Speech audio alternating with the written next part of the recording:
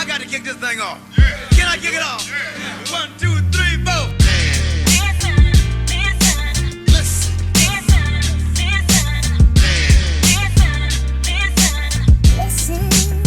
Ladies and gentlemen, listen.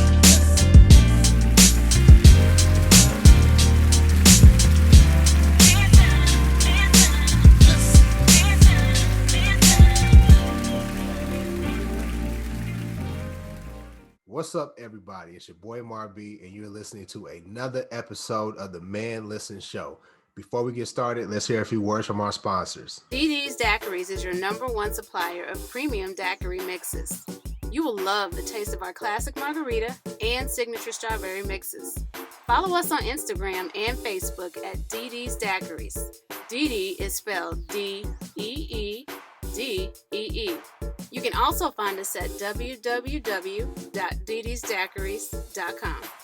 DD's Daiquiris, giving good vibes to good people, one good drink at a time. More Grace Counseling and Mediation Services offers individual and relationship counseling as well as mediation services to the community. At More Grace, healthy partnerships are valuable and beneficial. Please visit the website www.moregracecounseling.com for more information about our approach to counseling. More Grace Counseling and Mediation Services, where we offer more grace and more healing. Are you in the state of Texas and looking for a knowledgeable loan advisor that will walk you through the process from application to closing? Well, then you need to contact Joe Byers at Trinity Oaks Mortgage. Trinity Oaks Mortgage offers FHA, VA, and conventional loans. They also have a first-time homebuyers program available. There is also down payment assistance available as well. Make sure you contact Joe Byers at Trinity Oaks Mortgage. You can reach Joe at 972-512-8990. Are you looking for a virtual assistant who can help you with your scheduling, travel, research, and expenses? Demi Virtual Solutions is the answer for you. Demi Virtual Solutions also provides mobile notary services. They will travel to take care of your needs. So if you are in the Dallas-Fort Worth area and need a virtual assistant or are looking for mobile notary services, contact them at 469-522-9005, and you can find them on their website at demivirtualsolutions.com. That's DEMI virtualsolutions.com. Please buy the new book by Arika Nicole Moore, Diabolical Tales of Woe. Diabolical Tales of Woe is a thrilling collection of short horror stories that leave you in an excited trepidation to see what will happen next. Prepare to face one horrific encounter after the next in this captivating novel. You can find this book on Amazon in the Kindle and paperback version. That is Diabolical Tales of Woe by Arika Nicole Moore. Conversate with Us Radio presents the Man Listen Show. We are the blackest radio show on the internet. We bring you our opinion on topics that affect the Black community in an effort to enlighten, enrich, and empower every brother and sister that falls under the sound of our voice. We operate on a no-hating frequency, so be prepared for us to keep it 100% real and 100% Black all the time. Please follow the show on Facebook, Instagram, and Twitter at Man Listen Show. And you can also listen to the show and watch the show on YouTube. Make sure you give us a thumbs up and hit the subscribe button, leave a comment, and tell everybody about the blackest radio show on the internet, the Man Listen Show. I'm your host, Mark B. Let's go ahead and bring the crew in. So, man, over the weekend, Kirk Franklin made the news because he was on the phone with his son. And the discussion got kind of heated. Kirk was using some curse words. He threatened his son, told him he was going to break his neck.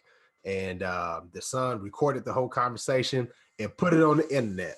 You know, if you listen to it, man, his son, and when people talk about Kirk cussing at his kid, this particular son is 33 years old. So he a grown man, a full grown man, cursing at his father. And he tapes Kirk's response and puts it out, I guess in an effort to embarrass him because, you know, Kirk, for those who don't know, I can't imagine people not knowing, Kirk is a world famous gospel singer, and he was talking to him like he was a you know what on the street. And I guess his son put it out in an effort to embarrass him. and Kirk put out an apology, but I think it kind of worked in the opposite direction because I'm team beat a kid down. I'm team whoop a kid's ass. And I've been streaming Kirk's music all week just so he can get a few coins off this off this incident. You know what I'm saying? I love the support though. Yeah, because we team F them kids, especially when they acting out. You know what I mean? But what y'all think about Kirk? Was he wrong for cussing his son out? What you think about it? I don't judge parenting because you're only going to get a small view of what's going on in that relationship. So I can't tell another parent how to parent that kid. Just like I have two different kids and I have to parent them differently. I don't know who your kid is and I don't know how you should parent him. Now, I have certain, things that I live or die by in my household that have to do with my kids. However, my kids know I'm crazy, so they wouldn't talk to me crazy. So I wouldn't have to worry about talking to them crazy because I've already made it clear that that's not something we're going to do around here because they've been talking to me crazy. I wouldn't have been cussing them out. I'd have been pulling up, but they already know that. So yeah, but you set a standard, and I think most parents, they know you set a standard for your house, but you can't parent each child the same. I used to get on my mom, I not get on her, but I used to ask her all the time, like, why you so hard on me? You ain't as hard on them. She was like, I know you can take it. You know what I mean? And she used to tell me all the time, you got to parent each child differently. And it wasn't until I was raising my children that I was like, dang, you really do. Because they're 4 individual people, that respond to things differently. But you still have to set that standard that, hey, listen, you will not be getting out of pocket with me. I didn't cuss all 4 of my kids out. And they all technically grown. One's still in the house because he's 18, about to graduate from high school. I didn't cuss them out. And then in the call back, you didn't hurt my feelings. You have to talk to me like that. And they got cussed out again. You know what I'm saying? They didn't got threatened. You know what I mean? And guess what? They go and then they come back and everything's all good. So, I'm on Kirk's side on this, laugh, see what y'all think. When I first read about it, I was like, oh man, so he cussed the kid out and they, just kind of wondering what they were saying. Then I kept scrolling up and I saw it said he was 33. I clicked off the article. It's like, I'm not entertaining that. The headline was like, cussed out his kid. That's his son, but that's not his kid. He's the 33-year-old grown man. Mm-hmm. And the fact that he recorded it and made it public, if I was Kurt, I probably would have called and cussed him out again. Mm-hmm. And then called and cussed out everybody for asking me about it. Mm-hmm. I don't know. I can't judge. Like Erika said, I can't judge him. I don't know what led up to that point. And if, for him to put that out there, there's something missing or something going on in their relationship. Like it's been broken for years. So, well, yeah, Kirk said in his apology that he's had a toxic relationship with the son. And I think it's like obviously it's his older son. He's got kids. Like, I don't know if he's married now, but they have different mothers. Because Kirk said, hey, listen, what he didn't put out is I tried to call the therapist. What he didn't put out, whenever Kirk's other children tried to say, you do this all the time.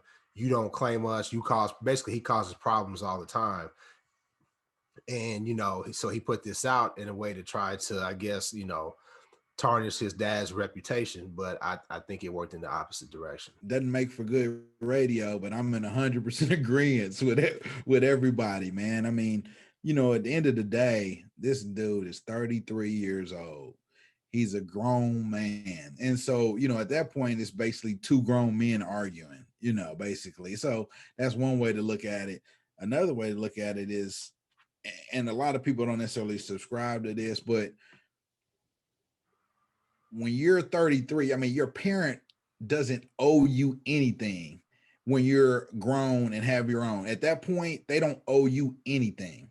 They've done their duty. They've done their job. And it's great that we all have that. Some of us, I'm not going to say we all, but a lot of us have parents that are still out there giving us advice, trying to lead us, do stuff like that. That's awesome. But your parent does not owe you that once you're 33. You've been, and you've had a history of toxic relationship with them before. I mean, I'd say he's lucky to have his father still in his life that's willing to go that extra mile, that's willing to pay for a therapist, that's willing to continually go back to this toxic relationship and try to make it work. There are a lot of parents who's like, hey, you 18, you out of my house, no, that's it. That's it. Literally, that's it. That's the end of the relationship. So, you know, like you said, I think it backfired. I think it made Kirk the sympathetic figure, because if you're recording that, then yeah, you know, he's doing that with intention to shame his dad and everything like that. And you know, that's not cool at all. That's not cool at all. But I'm wondering, like, why did he think that would go in his favor? You know what I mean? Because I grew up in the black church. Kirk is yeah, exactly, because he's a gospel singer, quote unquote. But I mean, I grew up in the black church, and Oh yeah, I saw plenty of people get beat down in the church by their parents. I done got beat down in the church by my mama. You know what I'm saying? In front of everybody, and then nobody batted an eye. You know what I mean? So, it was more the language, though. I think it was the language. But see, that's the thing, though, is that, I mean, it's so hypocritical because everybody, I'm not gonna say everybody, but a majority of people probably in the church use that same language at their house, you know. So that's why, you know, I like a preacher who cuss a little. They more authentic to me. For real.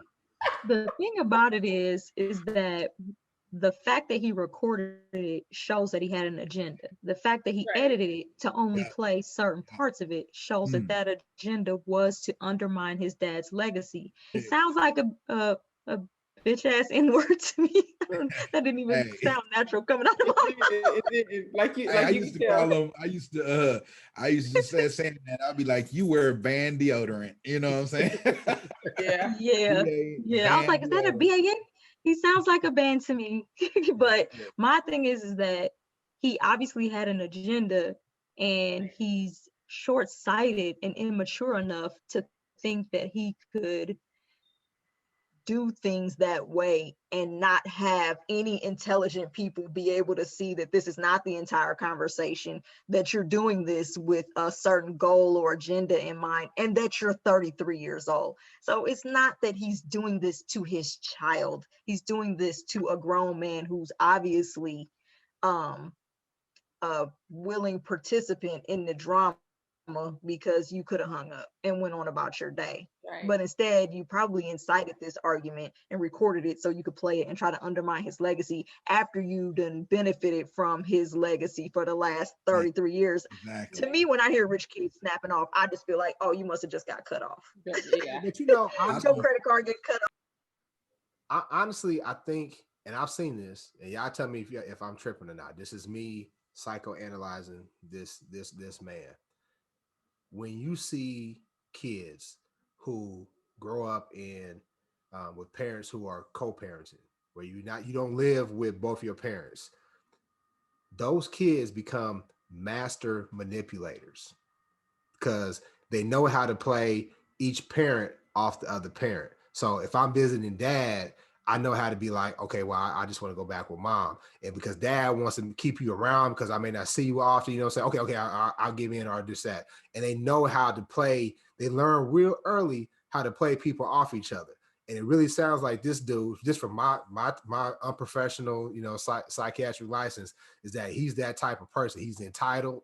And, you know, I don't know what the whole start of the argument was, but, you know, it really sounds like he's got some issues based off of how he wrote this video out, how Kirk talked about him, how the other children talked about him. So he's got some issues. But Kirk wasn't playing no games. And have you ever seen Kirk in person?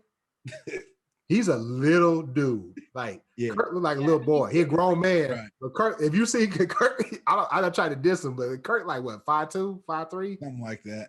But you know, to kind of almost piggyback also on what you were saying, Mar, I had a similar thought, honestly, is that sometimes what happens too, and I've seen this happen with friends of mine. I mean, it's typically been with females, not with guys. But so you have a father and then he's not with your mother, but he has a whole nother family. Yep. And he's taking care and he's there for that family. And you resent, and people and kids start to resent that. And so, you know, he might be taking care of you. He might be chipping in financially, but there's a deep rooted resentment that he wasn't living at your house with you. And he had these other kids that he was living with. And that's something else that happens a lot too. I've seen it happen. Yeah, I agree. I was kind of thinking that's what it was too. I'm pretty sure like Kirk's probably in a different situation in his career where he has more time off and maybe even financially. So the other kids probably are living a little bit differently than he is. But he's 33, you know. Sometimes it's just what happens. Yeah, I mean, but I think we don't know because, like, Will had a kid before Jada. You know what I'm saying? And they have successfully blended it in, and Will's oldest child's mother and Jada get along great or whatever. And I don't know if it's a toxic relationship with Kirk and his first child's mother. That could be another piece to it as well. But Yeah. at the end of the day, at 33, you got to build a bridge and get over that, bro. Yeah. You do. You got to I get. agree. I agree. yeah, no, but I think you said it though, because you said that Will's former wife and new wife get along, so Right. that limits a kid's potential for manipulation, because you can't Mm-hmm. play people who have conversations Communicate. outside of you. And Right. then so I read the Hustle Smarter Hustle Harder by 50 Cent, and he talked about his relationship with his son and basically how the entitlement that his mom put into him kind Mhm. of fostered that toxic relationship, because he's like, his mom would tell him stuff like, well, he don't need to work, he's 50 Cent son. Well, he needs all the brand new shoes because he's 50 Cent son. So the kid grew up feeling like, you don't need to do anything because you're 50 Cent son. He's like, that's not me. So I'm trying to teach him to hustle and she's teaching him to sit back. Of course he's going to be trying to sit back because that's easier. And it's like, so that created that, tension. And so that's why when you said that, I was like, that's probably true, that it creates a situation where the kid can be manipulative when you have parents who aren't on the same page. And it can happen with people who have grown up in 2-parent households. Yeah. Like for real. Like for real. Like my son, he's a pro at it. You know what I mean? He'll know how. So if I say it in this way, I know how to frame it so dad will go off. You know what I mean? So if I want to get some man stuff in, like some sports or whatever, I know to go to dad. You know what I mean? And I'll say it this way. Or if stuff's happening at school and I'm a little bit wrong, but if I frame it in a way that looks like I'm being oppressed because I'm black, dad dad gonna go hard.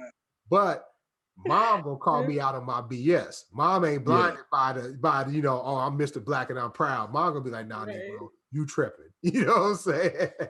Yeah, so that's why you gotta have 2 parents. That's why, you gotta have that balance. You gotta have Or that. at least a sounding board. Even if you don't have 2 parents, you got to have a sounding board. You got to have a buddy system to be like, hey man, he getting you, he playing you, don't fall for that. Right. It took years for me to figure out. She was like, don't you see that boy playing you? And I was like, dang, right.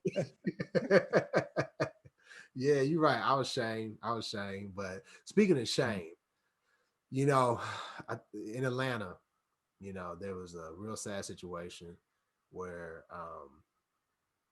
8 people, I think it was 8 people, were murdered.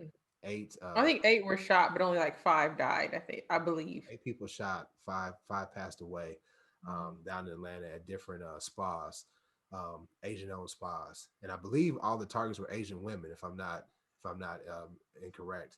But they were able to apprehend the assailant, and just like we could have bet money on it, a white guy, a domestic terrorist, was the perpetrator of these crimes, and it's tragic. I don't endorse any type of violence towards anybody. You know what I'm saying? I don't condone it. But with that being said, a lot of people have made a lot of stop the Asian hate, stop the Asian racism, and it seems like the target of that is Black people. And that's where you miss me. If you want to talk about, hey, listen, let's call out white domestic terrorism, that's the true enemy. That's who we need. That's who was raiding the Capitol. That's who's shooting up our schools, right? White domestic terrorists. But how do we get to a point where Black people become the target of, why aren't you all speaking out on what's happening to the Asians?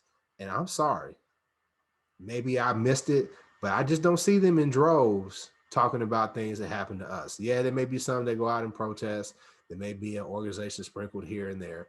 But when our sisters are brutalized at their shops, I don't see them reprimanding their own. I don't see it. I don't. In New York, when the Asian cop killed a brother in the stairwell, they actually were marching to get him a lighter sentence. So that being said, I don't condone anybody being murdered, but stop with the finger wagging and telling me that I need to be speaking out more. No, point your ire and your anger towards where it should be, at white men, white domestic terrorists. What do y'all think?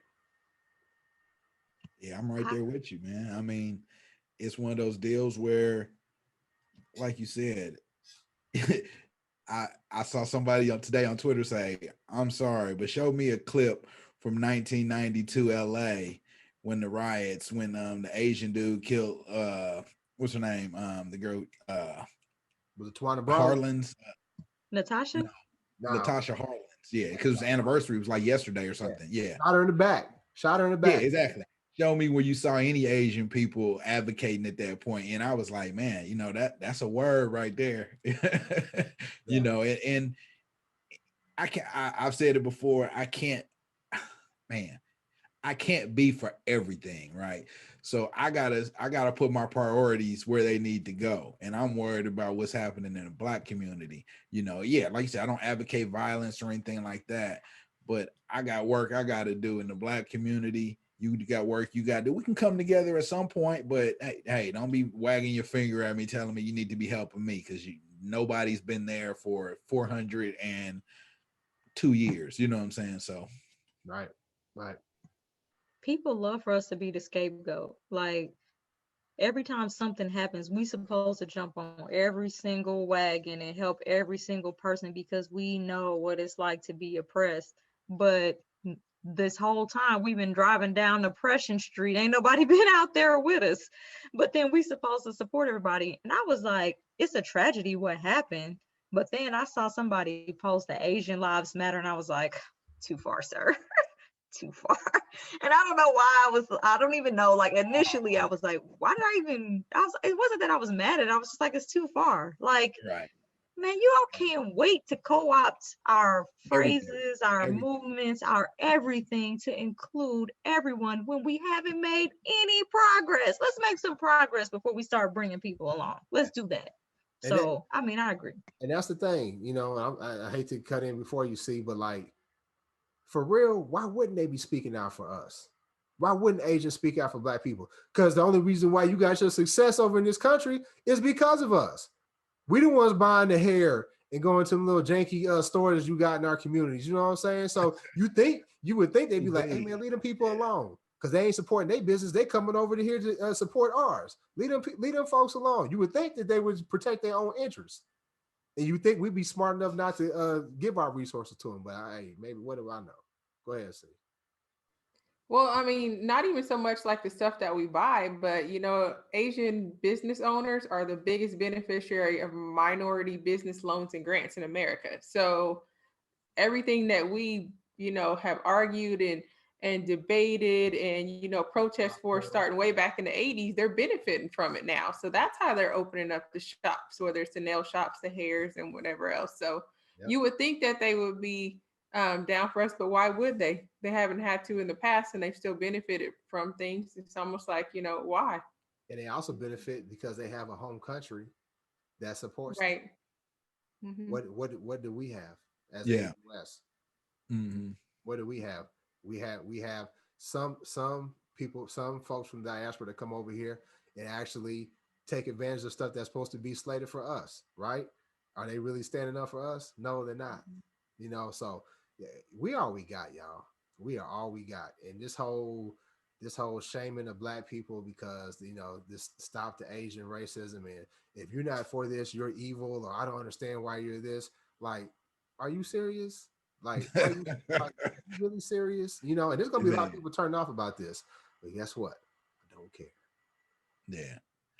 That's not our target demo though. You know what I'm saying? Not our, right. So, I mean, they probably ain't gonna be watching us anyway. Them ain't our people. As soon as we say that, we're gonna be like, "Hey, please subscribe to the show. We need to get on." We need y'all to subscribe. I know. I mean, you know, And we're sometimes translating to people now, so people yeah. subscribe in disagreement more than they do in agreement. They be like, yeah, I agree with everything y'all say. As soon as you say something controversial, they gotta subscribe, so they can't wait to jump on and disagree with you. Man. Well, feel free, subscribe away. Right. Right. Yeah. Well, you know, I think that leads to another aspect of the situation, not necessarily with Asian, but the shooter, like you said. When we heard about it, we knew the first thing that popped in my head was the Golden Girls, right? Betty White, you know. So I was like, okay, let's see what happens. He just shot 8 people, he armed, he's still on the run. He has a mugshot. That's all I'm gonna say. He has a mugshot. There's a lot of brothers that don't have mugshots. You know what I'm saying? All they have is autopsy photos. Right. Did you see where the cop that was giving the press conference said, yeah, basically like he had just had enough that day. He just had a bad day. What? Man. Yeah.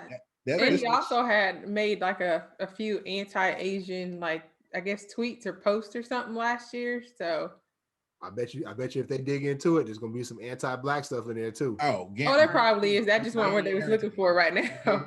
They just weren't looking for it right now. There probably is. Yeah. Some black dude probably done stole his gal or something like that. He probably lost his gal to some Asian dude or something like that. Or Asian he probably went to the massage parlor and they was like, no extra. And he or he went to the massage parlor and she accidentally giggled, you know what I'm saying, when he pulled it out for that happy ending. You know what I'm saying? Something, yeah. That's the deal though. These excuses, they're offensive. Just like, you know, the announcer at the Norman High's girls basketball game talking about his diabetes. Like the shooter said that, I mean, he was having a bad day and he hadn't had a girlfriend in a while. I mean, just the excuses, it's offensive. But let's talk about it. Let's talk about it. Because he's in the OKC area. Mm-hmm. And you talked about there was an announcer. So what was it, C? There was a girls basketball game, and the team that was predominantly black took a knee, right? Actually, yeah, they're not really. They were playing a team that was predominantly black, but this particular team, I'd probably say it's about half and half. It may even be a little less, but the dominant players on the team, like the starting 5, yes, they are black. But this team has really like made a lot of noise around Oklahoma because they kind of like the WNBA. They've been wearing different shirts, you know, when they warm up. I mean, they've been taking a stance. They've spoken out. They've been to the Capitol. So they're just really making a name for themselves. And not to mention they're good. Like, so they won state this year. I can't remember. I think they won it last year, if not the year before. They're probably going to win it the next 3 or 4 years. So they already got people that hate them because of that. And yeah, so the announcer thought his mic was off, you know, what they call as a hot mic. And he's like, are they kneeling? And then the other guy's like, yeah. And he's like, you know, then he just, you know, went off those, you know, effing N words. And I can't believe this, you know, shit. And then he actually like repeated it. And the other guy didn't say anything at all. And then later on, after he finally had to come out and admit it, he said that it was his diabetes that was making him. But he admitted that he thought the mic was off, but then turned around and said it was his diabetes. Yeah. His diabetes. He said it was the sugar. The sugar was sugar. Yeah. So it made him angry. His sugar count made him use a racial slur. That's new. Yeah. That's new. That's new. He's creative. Yeah, that's offensive. But here's the piece though. So I think at first, like, did he try to throw the other guy under the bus, or somehow the other guy? No. So the other guy, so they in the program, it said who the announcers were. His name got cut off. So the other guy that they originally named and passed his photo around the internet wasn't the one that said it. He was the one that was quiet. So the one that was quiet kept calling and saying it wasn't me. It wasn't me. It wasn't me. Yeah. People weren't believing him. And then he finally said, look, it wasn't me. It was so-and-so. Yeah. So then that's when he, and the guy that kept saying it wasn't me never once said I was the one sitting there. He kind of keep that quiet. He was just like, it wasn't me, but he wouldn't be like, I was the one listening. Yeah. So anyway, so once the other guy came out after, it's like OSA or something, somebody who like broadcast the game. So once they named him, then he came out and said, yeah, it was me. And the other guy was there and listened to him and stuff like that. So but peep the deal though. If you read his apology, he apologized. If that's what you want to call it. So his quote unquote apology, right? We talked about his blood sugar being high. He apologized to everybody but the team that he called the name. Yeah. Basically, I apologize for embarrassing everybody, but he did not apologize to the team who he directed those slurs to. Yeah. And now has even admitted though several times that he thought the mic was off. So if you think the mic's off, then how does that have to do with your diabetes? Because you can't think clearly, you're not thinking if the mic's Right. off. Exactly. Right. Yeah. Diabetes. And he was a Diabetes, college man. football coach. So He's a college football coach. yeah. He need to be He needs to fired. be gone. He needs is. to be He got fired. diabetes, Tourette's. That's your argument? I got diabetes, He got Tourette's. released from everything. Because I mean, really, I mean, I hate to say it, but like Black Lives Matter and all that, it's just real. It's still trendy right now. Like it's still trending from everything that happened last year. So even with Oklahoma, the state having the history it has had in the past, they're coming for him. They're coming for him, and everybody else is like them. Granted, there's probably a whole lot of people at home that's cheering him on and agree with him, but for the most part, Go ahead. no, I was gonna say for the most part, everybody's against him. So he's really taking some hits. And so was the guy that he was listening to him, because everybody said that like he didn't correct him. Why didn't you correct him? That's my question. Why didn't you correct I was him? about to say. It was like, why did he feel so comfortable saying it? Because I know, like I have some friends that are white that I know you can't comfortably say that in front around. At least I don't think you can. You know what I mean? Not while you're around. Yeah. At least that one. You know what? The only mistake that he made, for, in my opinion, for white folks was that he would said it out loud. Yeah. He said it out loud. On air. On air. Like Senator Johnson out of Wisconsin. Yeah. They don't have no problem. They don't have no problem with his thoughts or what he said, because they probably agree, but they recognize, hey, we just can't be overt with it. You know, can't be overt with it. So he's gonna get reprimanded. He's gonna get fired. You know, He already did. But the thing about it is, there'll be somebody who'll be like, hey, he'll get a new job. Hey, you know, he needs health insurance because of his diabetes. Go ahead, we'll hire him on and hide him here. You know what I mean? So it ain't like, it's just like those cops who get terminated when they abuse somebody black. You know, they get fired and they go to another district. So, well, I think he's gonna probably move to Texas. I bet somebody in Texas will hire him. It's possible. Why you hate on Texas? Because they're more accepting of that. And I'm telling you, like right now, Oklahoma is just so, like I said, it's trendy right now. And it's kind of close. Yeah, you just got to cross the river, man. So, yeah, I don't know. You know, we might have to send Kirk on him, because Kirk is with the hey, Kirk should have said his blood sugar was low too, or something. You know, black people. I didn't know that was a good excuse. Hey, exactly. You know, black people got the sugars, boy. Got the sugars. Stop it! Is that what it's called? Is that what people call it? My grandma used to say that all the time. I got sugar. I got a real term. Yeah, I got sugar. Yeah. That's a real term. That's a real term. But anyway, y'all, we appreciate everybody listening. Make sure you subscribe to the show. Hey, we're gonna keep it real. So if somebody was offended, you know what I'm saying, not really sorry, but let everybody know that you disagree with us, so they can listen and they can chime in and leave a comment. Hit the thumbs up button. If you want to hit the thumbs down button, go ahead, but at least, you know, subscribe and follow, and we sure appreciate it. Share the show. Go to our Instagram, Facebook, Twitter. It's @manlistenshow, and let everybody know about the Blackest Radio Show on the internet. We'll holler at you next time. Peace. GP, are you with me? Hey, Kirk told his son, "You make me want to stomp your ass out." Yeah.